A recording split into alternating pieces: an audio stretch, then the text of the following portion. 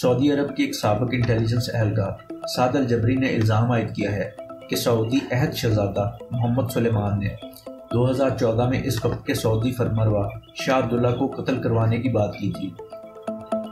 سعد الجبری نے، جو اس وقت کینیڈا میں رہائش پذیر ہیں، امریکی چینل CBS کے ساتھ انٹرویو میں کہا تھا کہ محمد بن سلمان نے اپنے کزن اور اس وقت کے وزیر داخلہ شہزادہ محمد بن نائف سے شہزادہ عبداللہ کو ایک زہریلی انگوٹھی کے ذریعے ہلاک کرنے کی بات کی تھی کہ ان کے باپ شاہ سلیمان کے اقتدار کی راہ ہموار ہو جائے۔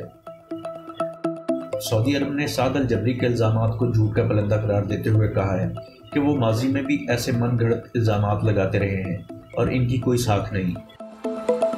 سعد الجبری نے کہا ہے کہ ولی عہد محمد بن سلمان ایک ذہنی مریض اور قاتل ہیں جن کے پاس بے تحاشا وسائل ہیں، اور وہ نہ صرف اپنے لوگوں کے لیے خطرہ ہیں بلکہ امریکی شہریوں سمیت قرہ ارض کے لیے بھی ایک خطرہ ہیں۔ سعد الجبری نے دعویٰ کیا کہ 2014 میں شہزادہ محمد سلیمان نے اپنے کزن شہزادہ محمد بن نائف سے کہا تھا کہ وہ شاہ عبداللہ کو قتل کرنے کا بندوبست کر سکتے ہیں۔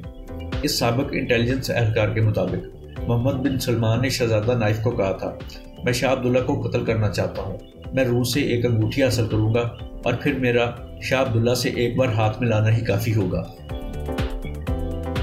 اس سابق سعودی انٹیلیجنس اہلکار نے کہا کہ اس معاملے کو نجی طور پر نمٹا لیا تھا اور اس کی خفیہ ویڈیو بنائی گئی۔ انہوں نے کہا کہ انہیں معلوم ہے کہ اس ویڈیو کی 2 کاپیاں کہاں موجود ہیں۔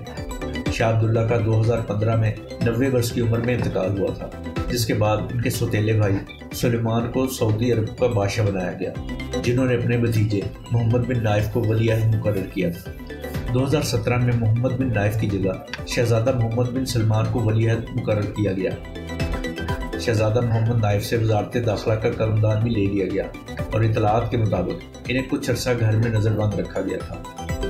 سعد الجبری محمد بن نائف کو ہٹائے جانے کے بعد ملک سے فرار ہو گئے تھے۔ سعد الجبری نے ایک انٹرویو میں کہا تھا کہ انہیں مشرق وسطیٰ میں ایک دوست نے خبردار کیا کہ شہزادہ محمد سلمان انہیں قتل کرانے کے لیے کینیڈا میں ایک ٹیم بھیج رہے ہیں۔ یہ وہی وقت تھا جب ایک سعودی صحافی جمال خشوگی کو ترکی میں قتل کر دیا گیا تھا۔ سعد الجبری نے الزام عائد کیا تھا کہ سعودی عرب سے ایک 6 رکنی ٹیم اوٹاوا ایئرپورٹ پر پہنچی تھی، جہاں ان کے قبضے میں مشتبہ آلات کی نشاندہی ہوئی تھی جس کی وہ وضاحت نہیں کر سکے تھے، جس کی بنا پر انہیں ایئرپورٹ سے واپس بھیج دیا گیا تھا۔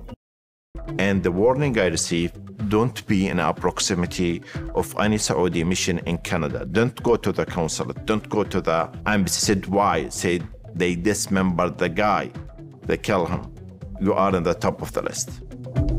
واشنگٹن میں سعودی عرب کے سفارت خانے نے CBS چینل کو بھیجے گئے بیان میں کہا تھا کہ سابق انٹیلیجنس اہلکار سعد الجبری کی کوئی ساکھ نہیں ہے اور وہ اپنی ماضی کی بدعنوانیوں کو چھپانے کے لیے فرضی کہانیاں گڑھنے کی ایک تاریخ رکھتے ہیں۔